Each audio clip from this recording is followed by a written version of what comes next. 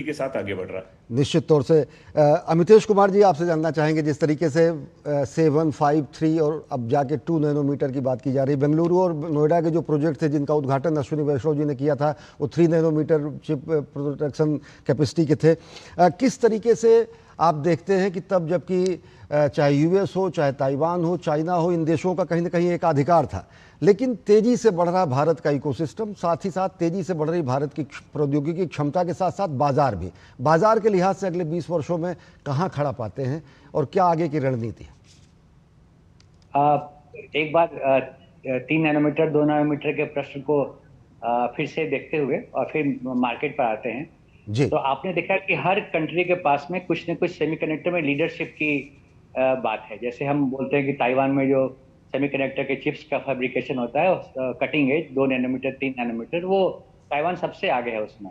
उसी तरह से देखते हैं कि जो डिजाइन के लिए टूल्स प्रोवाइड करते हैं कंपनी, उसमें यूएस काफी आगे है। तो जो डिजाइन का क्षेत्र है उसमें हमारे इंजीनियर्स काफी आगे हैं और वर्ल्ड के 20% से अधिक डिजाइन इंजीनियर्स इंडिया के होते हैं।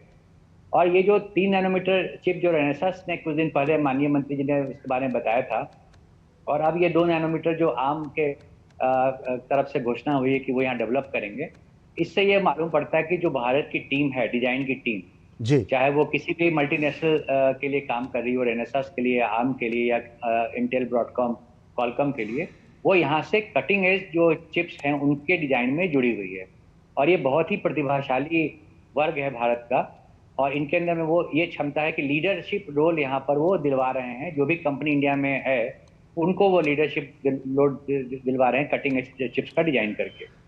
जहाँ तक बाजार की बात है, तो अभी हमारा पूरे वर्ल्ड का जो सेमीकंडक्टर मार्केट है वो करीब 650 बिलियन का है, जो कि 2030 के बाद 1 ट्रिलियन पार कर जाएगा।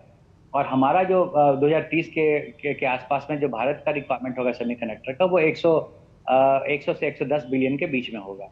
तो एक बहुत बड़ा बाजार है, वर्ल्ड का 10% से अधिक का बाजार भारत का होगा सेमीकंडक्टर का। जी। और वो इसलिए बढ़ रहा है कि इलेक्ट्रॉनिक्स मैन्युफैक्चरिंग यहाँ बहुत तेजी से बढ़ रहा है, जिसके बारे में आप जानते हैं कि पिछले कई सालों में, 10 साल में इलेक्ट्रॉनिक्स मैन्युफैक्चरिंग में कई गुना वृद्धि हुई है। तो इसीलिए सेमीकंडक्टर्स का भी रिक्वायरमेंट बढ़ रहा है हमारे। जी, हम चर्चा जारी रखेंगे अपने दोनों खास मेहमान से। वक्त हो चला है बेहद छोटे से ब्रेक का। देखते रहिए डीडी न्यूज़।